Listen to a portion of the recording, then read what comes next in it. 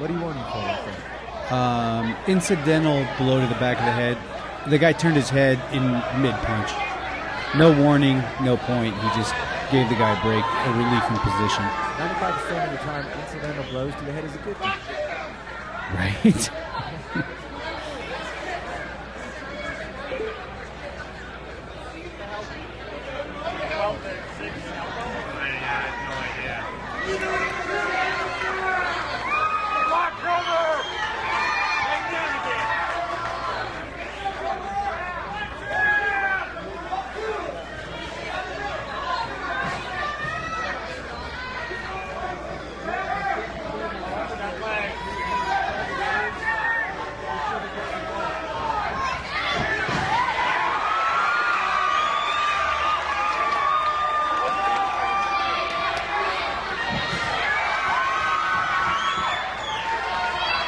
Yes, I looked at the anaconda right there.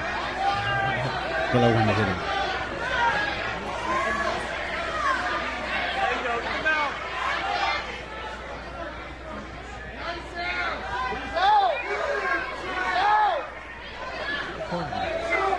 Tony Mack.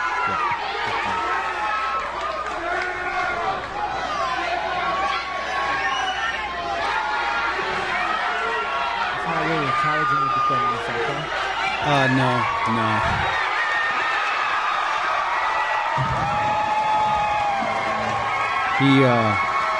He chose to not. And that, our friends, my friends, your friends, his friends, is Trevor O'Connor, Shameless MMA's own MMA badass all of a sudden. Welcome back, Shameless MMA, here on worldviral.tv. Top corner. You're pulling a Mike Mike Wazowski. That's like a cheap Photoshop. Did you see that? There's like a box. Hey, where's my on a light? box. Why don't I have a light on? I don't have a what? Congratulations. Thank you.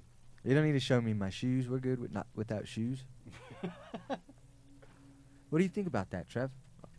At that fight, I mean, altogether, man. I mean, because you're a media guy. You've spoken to fighters who have been in that very exact same situation so many different times. What did it feel like being in there? Man, there's such an array of emotions that happen. I would if I had to do it again, I would prefer to be one of the very first fights. Yeah. Because you sit in the back for a long time. I was the 8th fight on a 10-fight card. Wow. So I was back there for a long time. I have a great corner that just really talked to me the entire night and basically told me what I should be experiencing, what I should be feeling, where I should be at, what I need to do. And I didn't have to manage myself, which was really awesome. Yeah.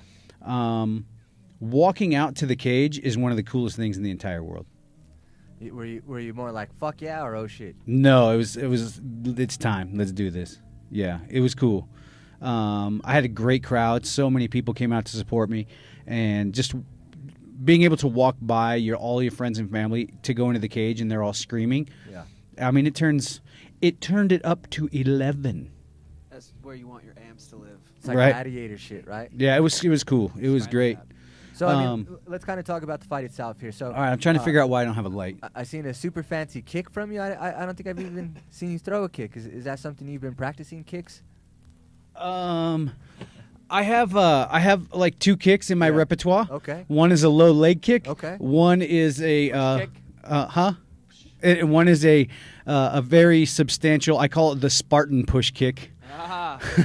The whole I'm going to bring my knee to my chest before I kick out. Yeah. The one where you launch the dude into the giant hole in the middle of the city kick. That's the one. Those are the 2 kicks in my repertoire, and I used exactly one of them.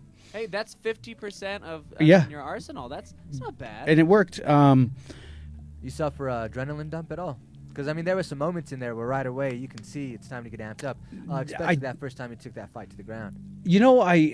I felt good. Competing in jiu-jitsu tournaments over the last year, 3 tournaments in the last 12 months, really kind of helped me manage the adrenaline and manage the dump. I expected to feel some for sure. Yeah. Because jiu-jitsu tournaments are one thing, an MMA fight is on a completely different level. I mean, the guy's trying to punch you in the face. But I didn't. I really didn't. I felt calm. I felt cool. Everything was nice and slow. I fully intended, and our game plan was to stay standing for the first round. The entire round. Yeah, I wanted to stand. And, I mean, I've been working with Mike Gonzalez, who really is one of the most underrated striking coaches in Colorado. The guy's phenomenal. You know, we look at a guy like Jared Mercado, right? Even Cody Mumu, we've kind of seen in a couple fights when, you know, when maybe, I don't know, just out of reaction, you go back to what you know right away. Right. I mean, your background primarily was the wrestling / jiu-jitsu background. So do you kind of see now how fighters get caught up in that? I do. I fully intended to stand up. Yeah. The guy kicked, and the kick was slow. His reaction was slow. His pullback was slow, and I ended up with his leg in my hand, and I was like, apparently we're going to use this for a moment. And, it ended up there. And then I tried to, on the restart, I tried to stay standing, and he ducked his head underneath and just gave me, you know, the clinch and the easy takedown again. Taking what you're given because you're working for a living. Right. There you go. Well, Connor, I mean, I think you probably see it more so in what the type of MMA you cover, and that's almost more the larger scale UFC type of stuff, right? You know, we see those fighters who train to be professionals, right? They're training to win. Do you think when you're talking about an amateur fight, like what we saw with Trevor's fight, that there's some guys who train to be an amateur and there's some guys who train to be a pro, and those are the kind of guys you see separate themselves from the pack? Well, the thing that I really like about how Trevor approached things, and it really was very important that his coach was wise enough to do this, where he's like, okay, just do this for a year. Train jiu-jitsu for a full year. Do that before you do anything else. And there's a lot of coaches who won't do that. They'll be like, you want to take a fight? All right, we'll get you a fight tomorrow, even though you've had like 2 lessons. Yeah. And it gives it a different level of seriousness because it's a different level of dedication. The fight is the easy part, quote unquote, easy part. The training leading up to it, the things that you give up, the time, even the food that you like, you know, the things that you're supposed to do with your family. Those are the things that are hard to deal with. And if you take what you're doing seriously, that's what makes the difference. Yeah. And in my opinion, that's the biggest difference between. It doesn't matter if you are training like a professional, as in the type of training you're receiving, but that's definitely the headspace you should be in, because I've always taken that process very seriously, and it certainly showed that Trevor did too. So, I mean, Trevor, you're already looking at another fight. I mean, you got one cheat day. Today's your only cheat day, and then you're right back into fight camp? Going right back into camp, yeah. Hooked? Yeah. Did you get the bug? I love it. So let's ask you this question, right? When you and I first started talking about you starting this whole journey, your goal was to kind of go through a few fights, experience what the fighter feels, and then kind of hopefully let that translate into a better coverage media-wise, right? Right. And it was a bit of a personal bucket list, you know? Sure. Now, are you going to try to make a run at maybe a professional career also? Man, I don't know. Because there's individuals looking who at don't, things. right? Look at Allen Washington. Sure. I mean, he's making a pretty good career out of being an amateur. Sure.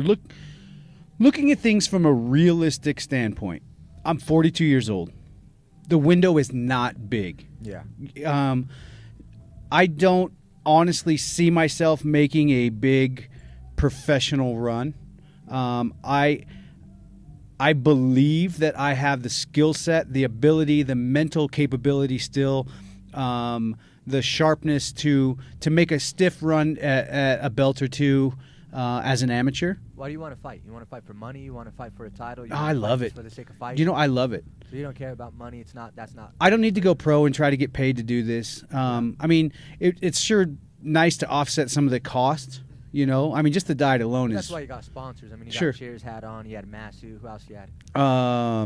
We had, we had so many great people that came on board with me for this fight, and I hope to bring them. I hope that they got the benefit from sponsoring me and the exposure that they want to stick around. Guys like Jennifer and Josh Gallegos from Herbalife, the 24 line. They have a great athletic line now, which I didn't know anything about until I met with them. They made the weight cut just ridiculously easy. You know, the pounds dropped off. The before and after pictures were ridiculous. Seriously, no I cut 5 pounds. It was a good cut. At the end, I cut Did 5 you pounds. see some shitty cuts? Yeah. When you see them all sucked in, dehydrated. No, I They felt look horrible. fine. I felt good. It was a 5-pound cut the day of, which is what I did that on purpose. I kept my weight there. I could have probably walked in on weight the day and not had it cut. Yeah. but I stayed up a little bit because I wanted to be able to rehydrate and gain some walking back in. Also, BA American Hero clothing stepped up and made my walkout shirts, and I was honored to have him. Yeah. And he like when he's a really good guy. Yeah, when he dropped off my stuff, he was like, "Man, I appreciate so much you letting me be a part of it." And I was like, "No, dude, thank you." And it was so cool. Koyos, obviously, my friends at Koyos, Chris Miller. It's a smart supplement. It's a brain supplement. It keeps you focused, keeps your mind on track, which is really nice, especially when there's so many things going on during camp. Michelle Blaylock and Teamwork. She worked on me at least once a week, a couple times, multiple times a week through camp when I was sore, and helping work out, the stiffness and the soreness. I mean, my body's not young, and she's so awesome, man. She's been a fighter, so she knows what I was going through. She knew things that were just bumps and bruises as opposed to things that were, potential injuries, and really worked with that. They're just awesome. All of the guys over there, Ken, Justin, Michelle, they're amazing. Obviously, Inked Out jumped on board with me. Right, Guy and I go way back. My sister's fiance's company, KEM Printing, printed an awesome banner for me, man. This thing, is top notch. She's an amateur. You can still freaking take advantage of that. Sure. I mean, we can never say enough about Mass Suit. Up in here somewhere. Yeah. It's going to go to the gym for a little while. Tony wanted it at the gym, and then we'll probably make some of it down here at some point. And then, of course, my good friend Rob Kirkin at Cheers, he put together like a group of like 5 tables worth of people and brought them all down. And nice. He was like, put me down for 5 tables, I'll fill it, don't worry about it. Which was really, that's nice. You don't have to think about stuff like that. Brought a huge group down, took care of my after party last night. We had a great time. So, is it weird for you, Connor, to hear Trevor, an amateur, talk about sponsors and people buying tickets in that quantity in that type of setting? He has a one, and it wasn't even it was his amateur debut. Right, but I think it helps too, especially with sponsors coming on board. You're not your typical amateur fighter. You got a lot of things outside going for you as far as exposure goes. So I'm sure that helps the scenario a little bit. Yeah, keep it chugging. Well, congratulations, man. I mean, we can't wait to see you fight again in March. Hopefully, we'll be able to be there for that one. Yeah. I don't know what this guy's excuse was. I was fighting Ebola. You had Ebola last night? That's why you couldn't make it, Connor? No, I was like physically fighting it. Yeah, I was fighting Ebola. I was like, bam. Is Ebola gone now? It's gone. It's gone. Like officially? Officially, it's gone. Wow. Ebola what? Ebola who? Well, I can't even. I can't feel bad then that he didn't show. Yeah, if you even feel sick, I got this stuff. I'll spray it on you. You're good. Yeah. I don't know if it really works that way, but in theory. We'll find out. That's what it's called, experimentation. Is it a little strange UFC fight night tonight? Sunday? Yeah, I kind of like it, though, honestly, because I like going out Saturday nights. You're a young guy. And it's one thing to sit down and watch UFC, but I really like the fact that I'm not going to go out. You know why tonight. It's on Sunday? No. I don't either. I don't know. There's nothing going on. There's like... That's what I was wondering. What could have been competing with it on television yesterday? Maybe it's a Boston thing. Freaking Boston. Oh, the Patriots game. Oh, right. Yes. But that's today. Oh, well, still. I don't know. Well, shit. Who knows that? It should have been yesterday. So the Patriots play today and the UFC fights tonight? Yeah, I believe so. Yeah. So maybe that's what they want to do. Maybe they want to parlay. So we can't have anything nice, Patriots. Stupid Patriots. And the Colts, too. Hey. Conor McGregor, Dennis Seaver. Dennis Seaver in over his head on this one. Conor McGregor, too great of a guy? I don't know. This fight, this is definitely one of those tests that are going to push Conor McGregor, I think, more than a lot of people think. Mm-hmm. Dennis Seaver is one of those guys who, for those who are in the know how good he is.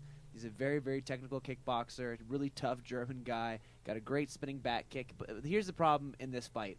Dennis fights very tight. He's very technical, but he fights close, and he's not going to be able to get that close when he fights Conor McGregor. With the in and out and the angles that Conor McGregor uses? That's what I really think this is going to be playing into. I think Dennis Seaver is going to try his best to push the pace. He might hit Conor a couple times, but Conor's speed and his angles are just going to be too much. I don't think Dennis is going to be able to really overcome that reach. I think it's going to be a lot like when Dennis fought Cowboy, except maybe a little bit more sporadic, where we saw Donald put it on Dennis a little bit more in the pocket. I don't think Conor's even going to bother being in the pocket that long. He's going to get in, he's going to get out, he's going to tag Dennis, and I think he's going to finish this this fight sometime in the second.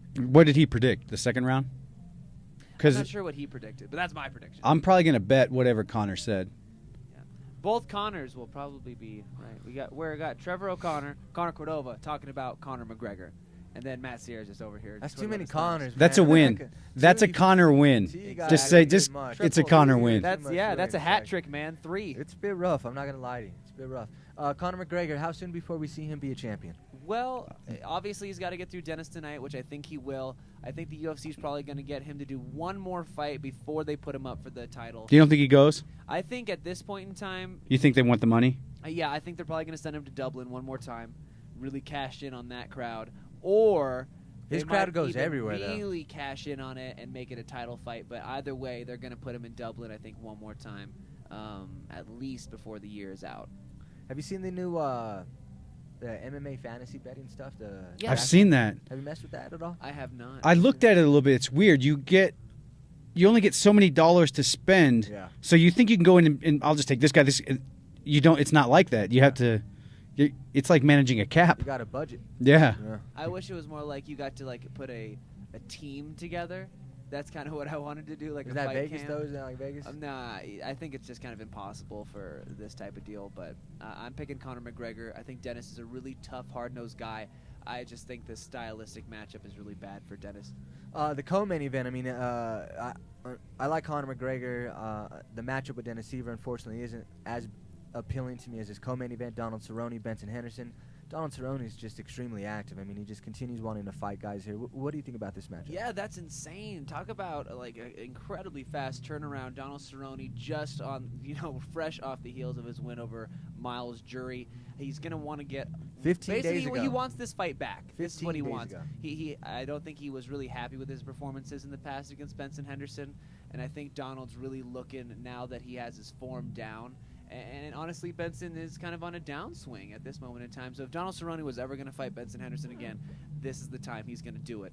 Here's what we got to really look at with Donald Cerrone, and this is the thing that we always got to talk about, his mental headspace. However, in the past couple fights, that doesn't seem like it's been bothering him at all. So I'm going to pick Donald in this fight. I think Cerrone's got something to prove in this fight too. He was so disappointed in his Miles Jury fight.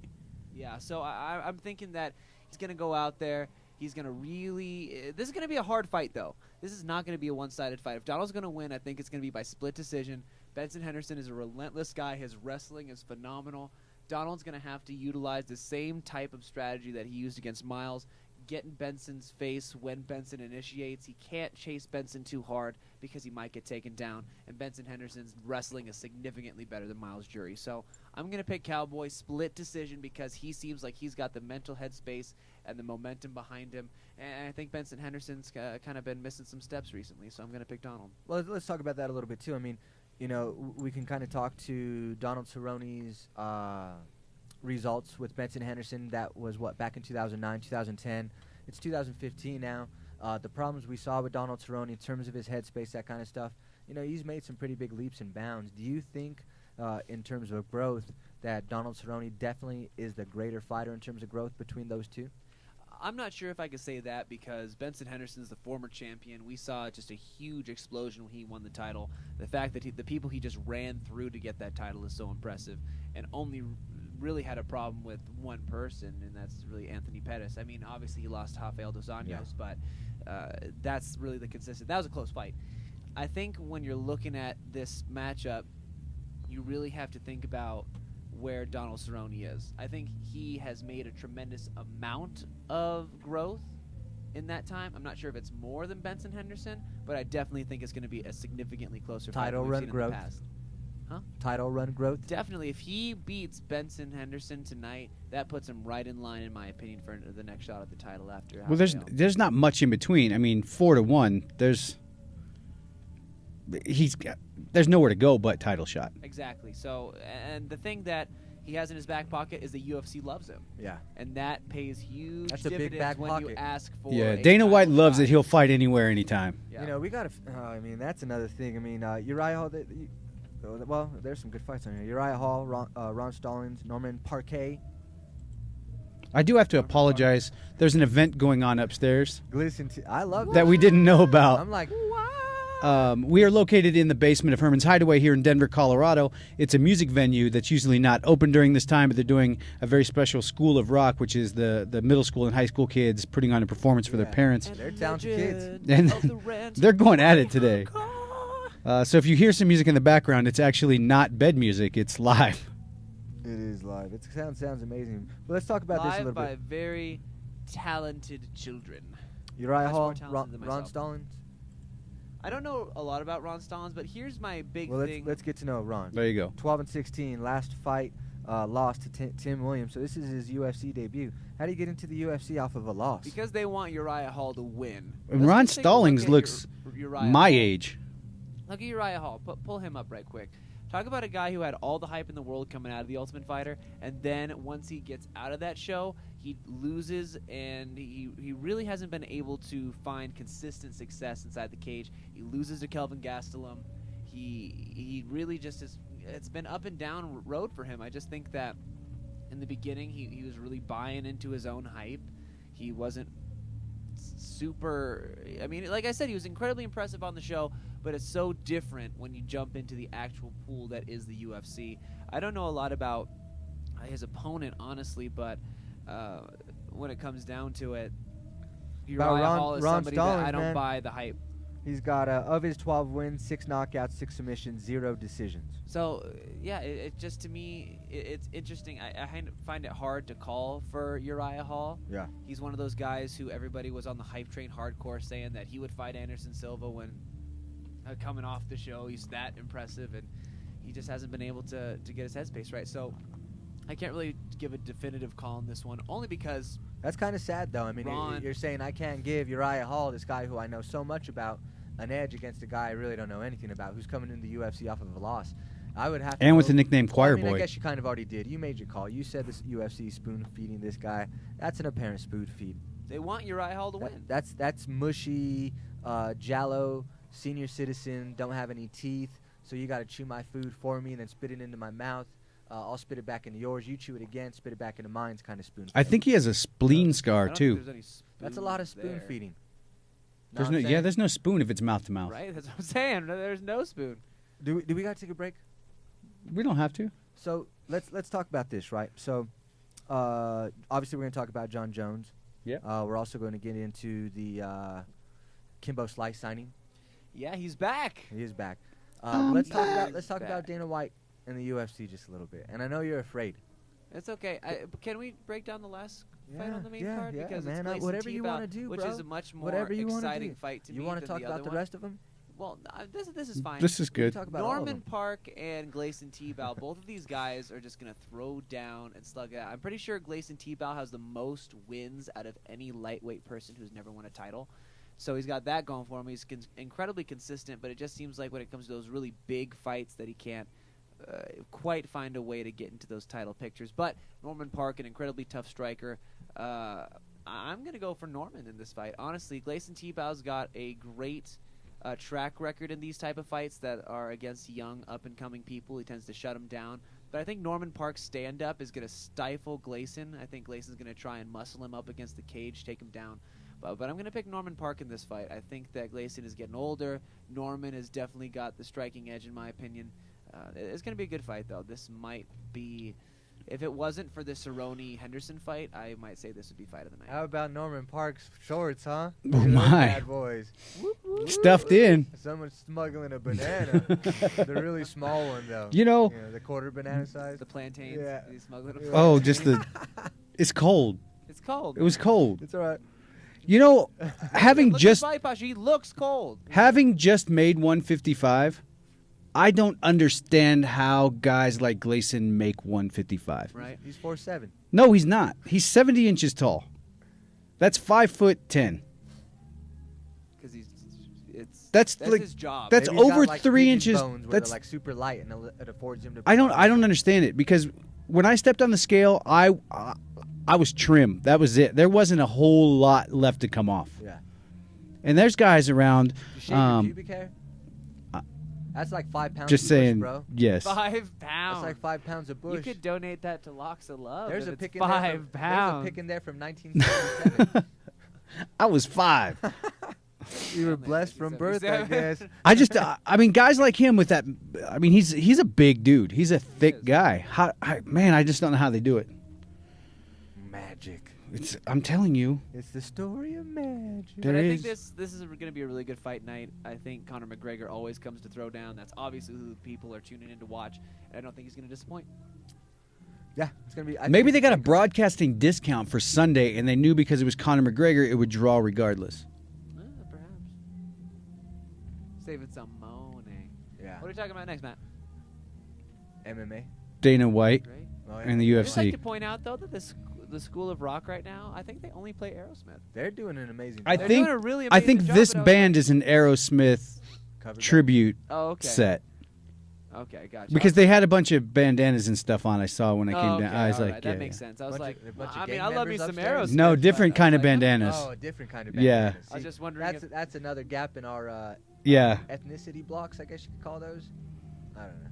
You know I was what like, I'm are they gold? they had saying? Steven Are they blue Tyler or red? Are they bandanas. blue or red? No, Or Gold, yellow? they were Yeah, that's yellow. multicolored. New York? No Latin Kings in Colorado. That's what you think. We've seen guys get booted from the UFC for failing drug tests before, right? Right. For failing weed, for coming up and showing weed. In That the test. or losing incredible What? fight purses. Whoa. Oh yeah, what'd you say? So we've seen the UFC do that. They've made that call, right? Then John Jones, test positive Positive for cocaine for cocaine. before or after the fight.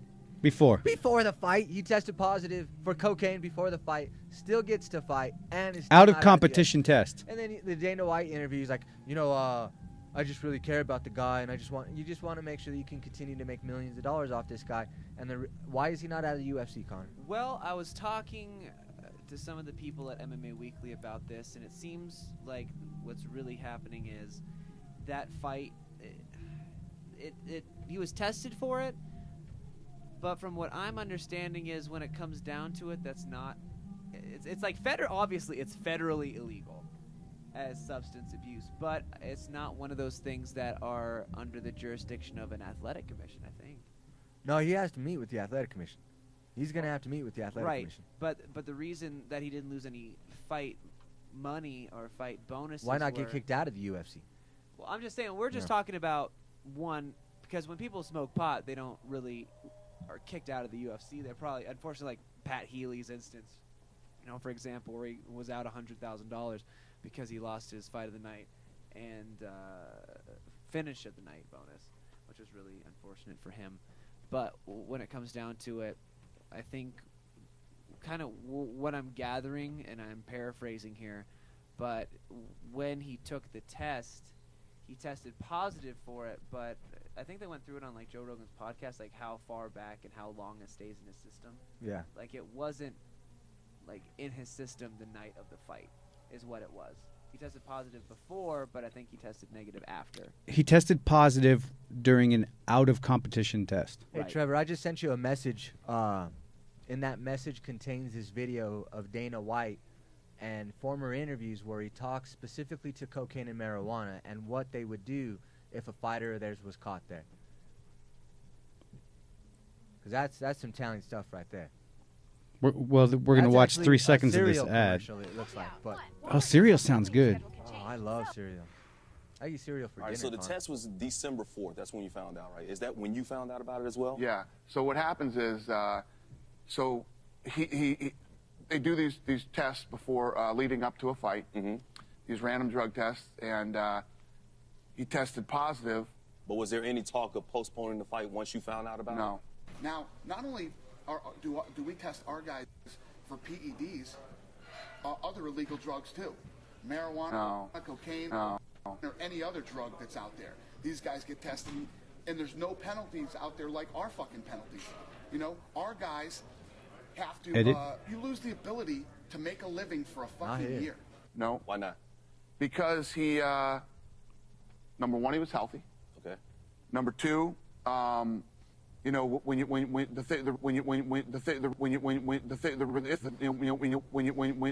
reason you would stop a fight and a guy would, you know, the hammer would drop on a guy would be if he tested for performance-enhancing drugs. A lot of people saying right now you might be a little hypocritical. That's what people I'm hearing out there in the blogs and things like that, because you've taken a really strong stance when it comes to some of the recreational drugs fighters being on marijuana. You have. Not me. You know, because that's the other thing. If you're going to bust guys, okay, this guy just got caught. What was the penalty when he got busted? Not me. There are fucking rules, whether it's TRT, you know, they can get an exemption, whether it's steroids, whether it's diuretics, whether it's pain pills. There's things that are banned substances. Not me. It's fucking illegal. You can't do it. It's a banned substance. Not me. Final word, Dana, on this whole topic, on your sport, on John Jones. To sum it up, we're worried about John Jones, the human being, the person, and we're not worried about, you know, the image of the sport or any of that right now. You're busted. Now the commission's going to come in. They took that fight away from him, and he's going to get fined, right, by the commission. This guy's a human being.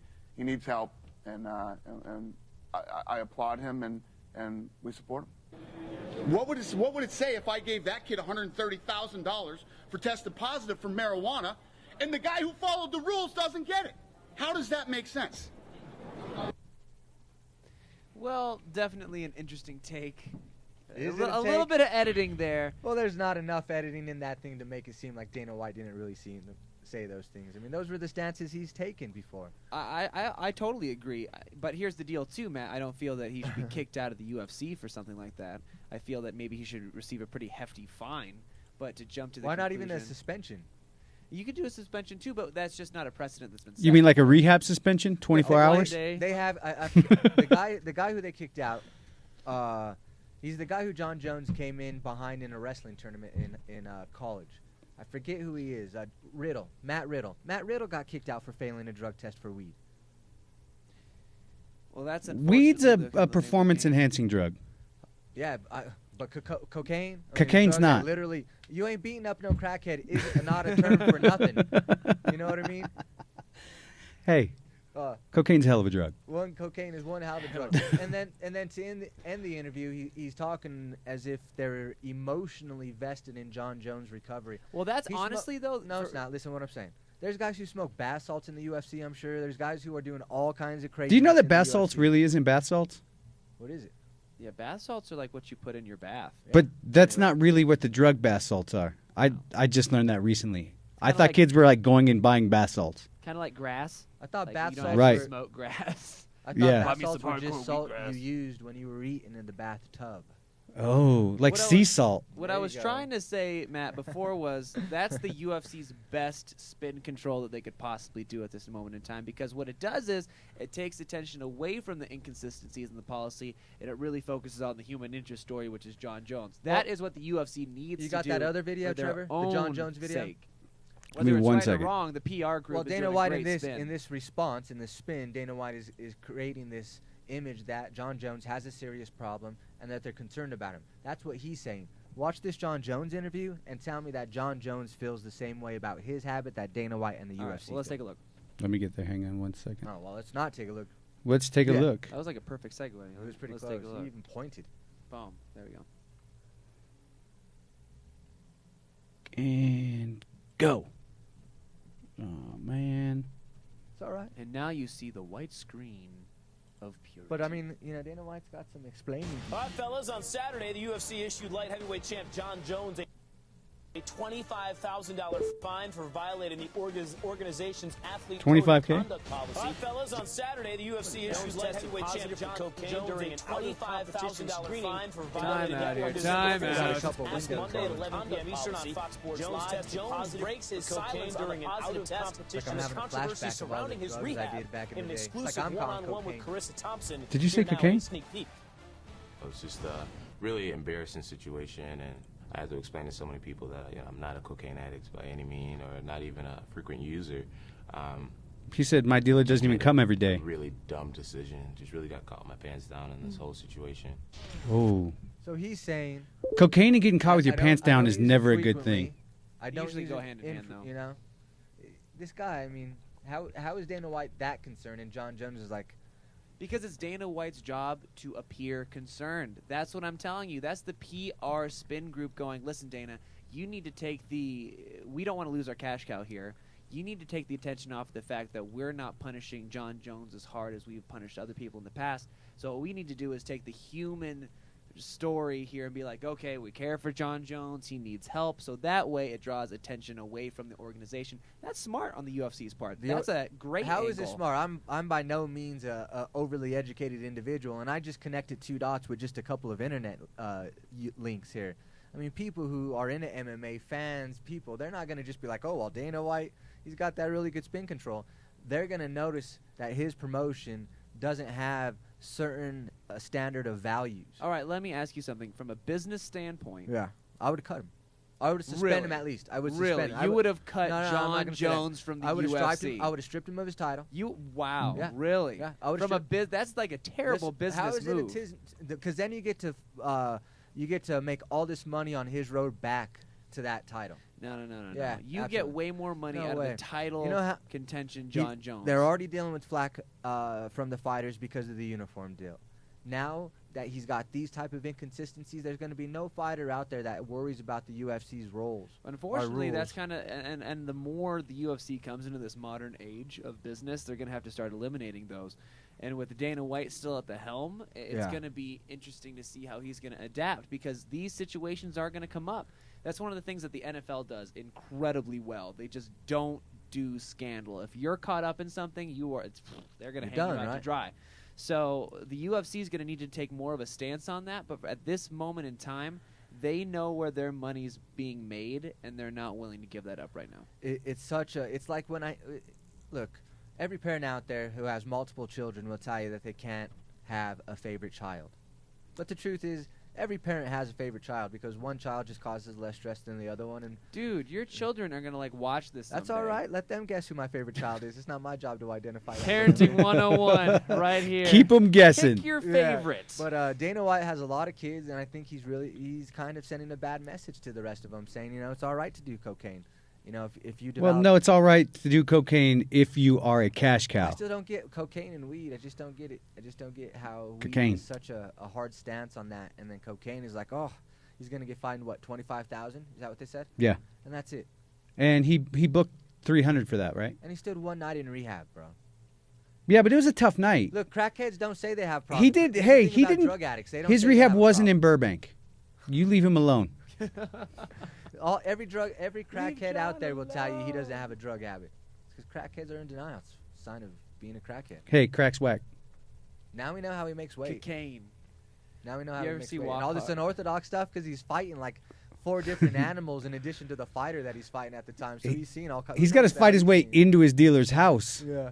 He's always training. I wonder how good of a deal his coke dealer gives him. Because he's John Jones. Oh, he probably gives him the worst one on the planet. He's probably like, he pays full market. He's like, okay. He pays full market value. You think he pays full market value? And then some.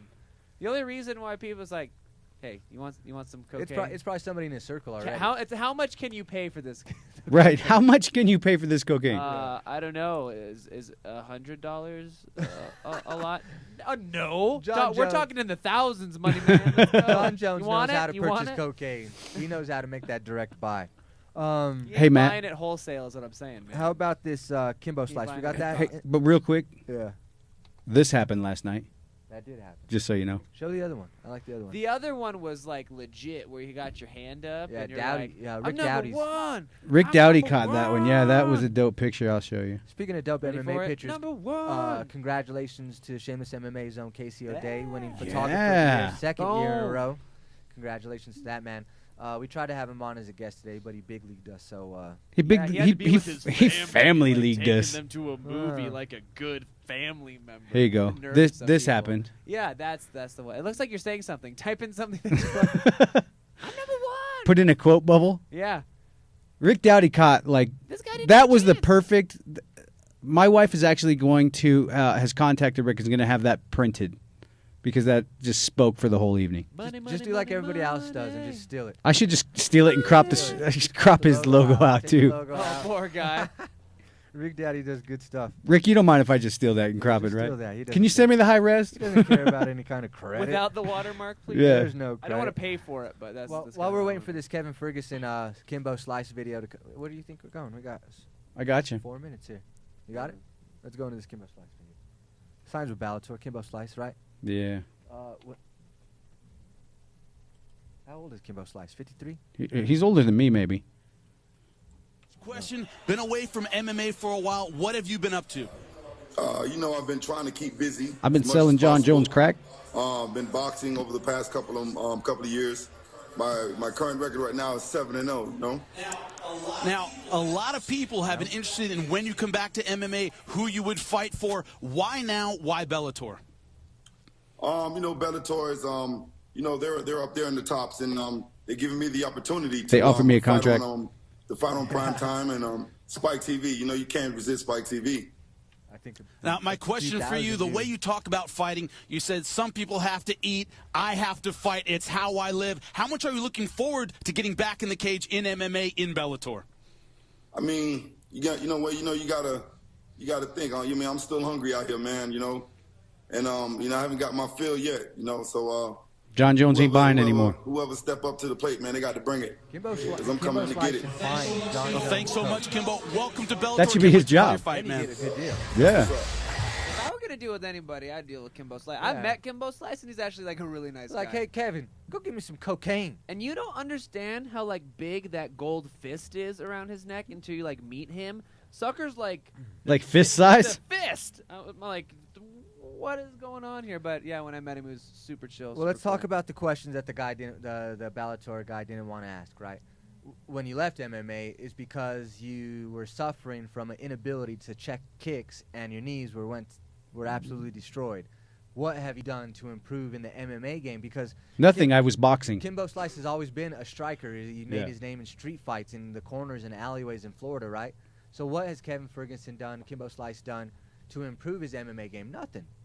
Nothing at all. Scott Coker said that the reason why he hired or signed Kimbo Slice is because he's had so many fighters call him and say that they're ready to fight Kimbo Slice. What the hell does that matter? Because Kimbo Slice, from a promoting perspective, is a lightning bolt. A lightning rod. And what he's going to do for that organization is it's a different level of intrigue, opposed to just bringing in somebody. But we've seen the flash. We've seen this flash of intrigue before. He's going to milk it for all it's worth. He I mean, is. obviously, we've seen that Bellator is totally okay with milking things for all they're worth. I mean, that's the reason why they brought in Tito Ortiz. There's nothing that's worth the there, reason though. why they brought in Stephen Bonner. They're like, they're just squeezing. That Bonner deal hurt a little Squeezing, bit. squeezing, But they're squeezing. They're spending the wrong energy in the wrong I place. totally agree. I am 100% behind you, but that's just for me. I'm not surprised. It's par for the course. What I'm saying is, if I'm a real fighter, if I'm an MMA fighter, and I'm contacting Scott Coker to try to get in his promotion, the name that I'm going to bring up isn't Kimbo Slice. Well, if you want an easy win that's a name, why wouldn't you bring He up wasn't Kimbo even Slice? in Bellator. That's like a random fighter calling Scott Coker and then saying, well, I want to fight this other random fighter who's not in your promotion already. I think what they were saying was once they found out that he was back at fighting, that would make more sense. Then all these fighters are like, I'm ready. I want to They want to tee off. They want to play T-ball instead of fast pitch. However, softball. Kimbo Slice has been known to, if losing his fight, bring down entire organizations. That's how Elite XC just was destroyed, is because here comes Seth Petrozelli at the last second with his foot up against the fence and then punches him in the face. Boom, Kimbo Slice goes out. So well, he didn't destroy the UFC. I would say that Kimbo Slice is in Bellator for I like Kimbo Slice. Don't fights. get me wrong. I mean, I think he's a good guy. I could definitely appreciate how he still wants to make a living in the sport of mixed martial arts. But I simply don't see how he can be successful in his career. He's saying he's still hungry. He still wants to get what he what's coming to him. And that's nothing. That's nothing. Money. No, it's not money. You're going to lose money. one fight. It's going to be pretty dominating. Guaranteed, they're going to pay way more money. There's a reason. I mean, they're going to pay more than anybody else was willing. They're like this. The whole question was, why'd you pick Bellator? Because they're paying me the most. Here's the thing. Because they made me the best deal. I'm sure that if any other organization came by, Bellator's obviously going to be able to pay him more. UFC is not interested. That's the place he's going to go because he has to go there to make any type of equivalent, in big quotes, equivalent money. Who's Where's the mic? I want to drop it. Who's being spoon-fed in this situation? Who will be Why are you gonna drop it? It's got a cord on it. I know. That's why I pretend dropped it. Charge him. You I got a will. Credit card on file? Yeah. Charge this kid. On file. Uh, I make online purchases. I think they spoon feed Kimbo 1 or 2 fights. Yeah, that's because what I there's was a gonna ask. name Yeah. and he can sell tickets for a while. But then when it comes time for competition, because they can't He can't spoon-feed stand him it. to somebody, because then all of Connor's point is completely out the door. right? because No. you They showed the spoon world feed this him. guy's nothing. They spoon feed him 2, possibly 3 fights. Yeah. Because that's how much his fandom will sell tickets for. And then they feed him to the wolves, and he goes away again. He made some money, sold some tickets for Bellator. You know, they made a big production out of it. He gets to walk in the ring and scream and yell and call somebody out in about 2 fights to say he wants to fight for the belt and blah, blah, blah, blah, blah. Here's what people need to understand as far as the promotion game goes. If you really want your promotion to do well, you use guys like Kimbo Slice to give the people who are legitimate in your organization that don't quite have a big enough name right now to get some recognition. That's why you use these people. That's why it's infinitely frustrating to me why they're like, oh, let's make Tito Ortiz our champion. That's not going to help your organization. It's going to help your organization if you're compelled to use somebody like a Tito or Is a the Kimbo. guy you build up to beat Tito Ortiz. Exactly. So that's who you need, because if you have it really ruins the legitimacy of your organization as a comparative league with the UFC, because obviously we know that Tito couldn't be the UFC light heavyweight champion. You have to have a little bit of intrigue to say, well, maybe if this guy fought this one. Yeah.